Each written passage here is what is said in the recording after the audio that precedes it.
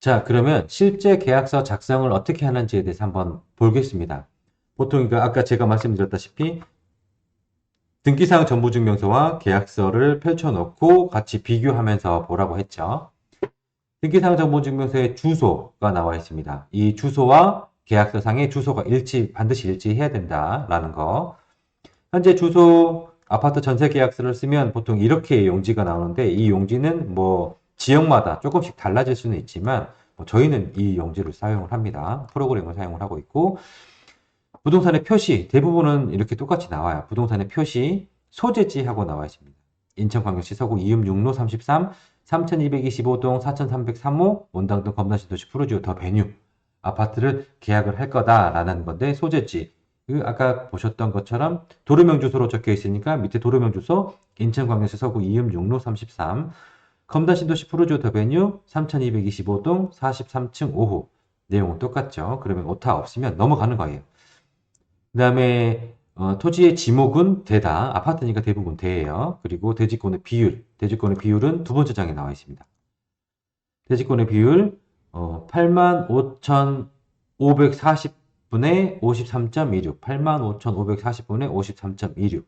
이 85,540 제곱미터는 대지권 목적인 토지에 대한 내용이에요. 아파트 전체 토지가 면적이 85,540제곱미터다. 그 중에서 이 소유자가 갖고 있는 지분 비율은 53.26이다. 그리고 전용 면적은 84.93제곱미터. 84.93제곱미터도 표제부 두 번째 장 표제부에 전유 부분 건물에 대한 표시에 대한 사항에 84.93제곱미터 이 내용을 확인하시고 넘어가시면 되는 거예요. 임대할 부분은 3225동 4305호 전부에 대한 사항이다. 3225동 4305호 전부에 대한 사항이다. 여기까지 비교를 했다면 이제 그 등기부등본을 잘 활용을 하신 거예요. 그리고 이제부터 본격적으로 보증금 얼마, 계약금 얼마, 잔금 얼마, 잔금의 날짜, 그리고 기본적인 2조부터 9조까지는 기본적인 민법에 대한 사항과 민사특별법에 대한 사항들이 간략하게 적혀져 있는데 통상의 부동산에서 계약서를 작성을 하다 보면 이 내용들이 적혀 있을 거예요. 여기에서 중요한 부분은 존속기간 몇 개월로 계약을 할 거냐 24개월인 24개월 36개월이면 36개월 그렇게 계약을 할 거다라는 내용. 그 다음부터는 이제 부동산한테 맡기시면 되는데 가장 중요한 부분 이 특약사항 우리 초반에 얘기했던 특약 전세 사기에 대한 특약에 대해서 얘기를 해보기로 했잖아요. 그런 내용을 어떻게 작성을 해야 되는지 최신 트렌드는 어떤 건지에 대해서 한번 알아보도록 하겠습니다. 자, 지금까지 전세계약서 작성하는 가장 기본적인 방법을 한번 배워봤고요. 이제는 좀 심화 단계인 아까 말씀드렸던 전세 사기 예방 특약에 대해서 한번 공부를 해보도록 하겠습니다. 전세 사기 예방 특약은 좀 더 꼼꼼하고 세심하게 보셔야 됩니다. 계약서 작성 내용에 대해서 한번 화면으로 같이 보시면서 보도록 하겠습니다. 보시면 아파트 전세 계약입니다. 우리가 좀 전에 계약했던 우리 검단신도시 푸르지오 더베뉴에 대한 내용 그대로 해서 특약을 작성을 해봤습니다.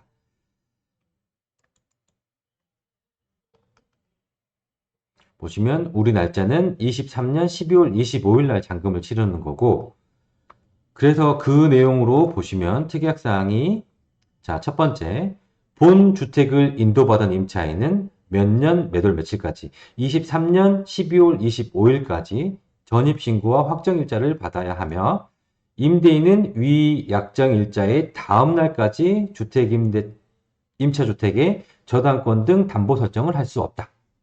이 내용이 들어가야 됩니다. 임대인은 위 약정일자 다음 날까지 임차주택 저당권 등 담보 설정을 할 수 없다는 내용. 이 내용이 무슨 말이냐면 우리가 임차인이 전입신고 확정일자와 전입신고를 하고 그 해당 일에 0시, 그러니까 그 다음 날부터 대항력을 갖게 되는데 그날 전에 그 담보권을 설정을 하거나 뭐 가압류, 가등기가 들어오면 안 된다는 내용이거든요. 그래서 이 부분이 가장 중요한 부분이에요. 임차인이 대항력을 받는 날까지 뭐 담보권이나 부동산의 권리 변동을 시키지 말아라 라는 내용이 특약으로 꼭 작성이 돼야 된다는 내용. 그리고 다음은 임대인은 본 계약 체결 당시 국세 지방세 체납 또는 근저당권 이자 체납 사실이 없음을 고지한다는 내용. 최근 가장 트렌드가 되는 부분이 이 국세 지방세 체납 같은 경우에는 뭐 경매 집행이 되면 가장 먼저 1순위로 빠져나가는 금액이 국세 지방세거든요. 이 부분이 국세가 너무 많이 체납이 되어 있거나 그러면은 뭐 융자가 없는 금액이 있거나 아니면 근저당이 뭐 소액이 있다고 해서 안전하다고 들어갔는데 국세 지방세는 뭐 등기는 나와 있지 않지만 나중에 국세가 체납이 오랜 시간 지나다 보면 이게 가압류가 갑자기 개시가 될 수도 있거든요. 그렇기 때문에 이 부분을 조금 요즘에 최근 트렌드로 특약을 넣고 있는 상황인 거예요. 그래서 만약 사전에 고지하지 아니한 국세 및 지방세 체납 사실이 확인된 경우에는 임차인은 본 계약을 해지할 수 있다. 다만 이 경우 별도의 손해배상이 없이 본 계약의 해제와 동시에 임대인에게 수수된 금품은 원금으로 임차인에게 반환한다. 그대로 뭐 우리 좀 전에 배웠던 계약을 해제할 때는 계약금의 배액을 상환하고 임차인은 계약을 포기한다 그랬는데 뭐 그런 내용이 아니라 원금으로 상환하고 이제 끝내자라는 내용입니다. 그리고 임대인은 본 주택의 매매 계약을 체결할 경우 우리가 세 안고 매매를 한다고 하죠. 그래서 그 갭 투자하는 사람들한테 투자를 하는 경우 그래서 매매 계약을 체결하는 경우들이 생기긴 하는데 사전에 우리 살고 있는 임차인에게 고지하여야 한다는 내용입니다. 다만 이 임차인은 양수인, 그러니까 그 집을 새로 사는 매수인 얘기하겠죠. 매수인이 보증사고 이력, 그러니까 전세 보증보험을 들었는데 그 전세 보증보험에 사고 이력이 있는 걸로 전세 보증금 보험 가입하거나 유지가 어려워서 임대차 승계가 불가할 경우 계약을 해지할 수 있고 임대차 계약 당시에 임대인에게 보증금 반환을 청구할 수 있다는 내용입니다. 이 내용은 이제 임차인을 위한 내용입니다. 대부분 지금 이 세 가지 있는 내용들이 임차인을 위한 내용들이에요. 그리고 또 다른 특약사항은 등기사항 증명서 근저당권 설정 한 건, 예를 들면 한 건 있으면 채권 최고액 얼마, 근저당권자 무슨 은행, 채무자 누구. 그러니까 우리 좀 전에 봤던 등기사항 정보증명서 한번 봐볼까요? 그 홍길동으로 채권 최고 2억 원, 중소기업으로 설정이 되어 있었는데 근저당권은 이 집에는 지금 2억 원 하고 채권 최고 1억 두 건이 근저당권 순위번호 2번으로 두 건이 설정되어 있었잖아요. 네, 만약에 그렇게 됐을 경우 여기는 두 건이겠죠. 근저당 설정 두 건, 채권 최고액 2억 원, 근저당권자 기업은행, 채무자 홍길동이 있는 상태이며 임대인은 잔금 지급과 동시에 전액을 상환 말소하기로 한다라는 특약을 넣어야 됩니다. 그러니까 그 최초에 계약을 하기로 약정을 할 당시에 이 집은 융자가 없는 상태로 전세 보증금을 1순위로 해주기로 했다라고 하면 반드시 이 문구로 들어가서 전액 상환 말소하기로 한다라는 문구가 꼭 들어가야 됩니다. 또는 임대인의 본 물건에 설정된 기업은행 융자금 채권 최고액 뭐 1억 원 또는 뭐 1억 천 뭐 2억 원 있었죠. 이거를 잔금 시 위 잔금으로 우리 계약할 때 잔금으로 변제하여 말소하기로 한다는 내용 이렇게 작성을 하든지 임대인은 본 물건 설정된 기업은행 융자금 채권 최고 금액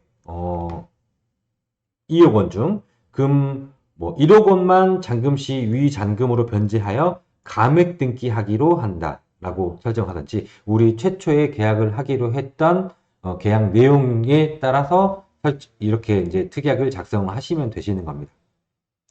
만약에 2억 원을 1억만 남기고 감액을 한다라고 했을 때 지금 문구로 들어가면 되는 거고 2억을 전액 상환하고 무조건 전세보증금이 1순위가 돼야 된다라고 하면 위에 보셨던 근저당권 우리 잔금으로 변제하고 말소한다라는 특약이 들어가야 되고 때에 따라서 두 가지로 설정 들어갈 수 있다라는 내용입니다.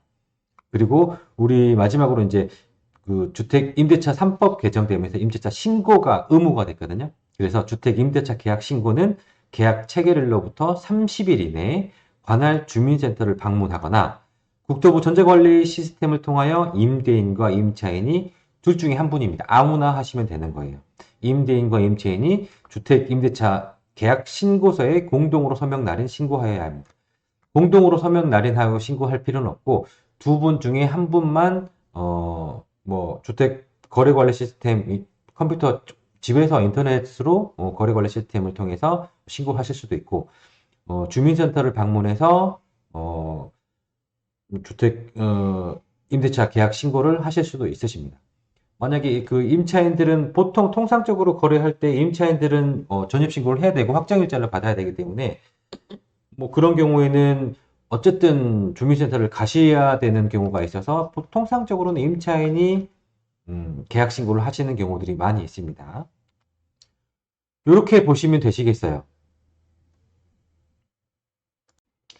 자, 이렇게 오늘은 그 아파트 전세계약서 작성에 대해서 그리고 또 특약서 작성에 대해서 한번 공부를 해봤는데 워낙 그 간략하게 한 부분이고 부동산 계약이라고 하는 게 워낙 복잡하고 여러 가지 변수들이 많이 있습니다. 그래서 꼭 공인중개사와 전문 공인중개사와 상담하시고 계약을 하시면 뭐 전세 사기 예방도 하실 수 있고 오늘 공부한 거 그대로 한번 활용을 해보셨으면 좋을 것 같네요. 그러면 앞으로도 그 여러 가지 더 좋은 정보로 여러분을 뭐 만날 테니까 좋아요와 구독, 알림 설정 꼭 부탁드리겠습니다. 감사합니다.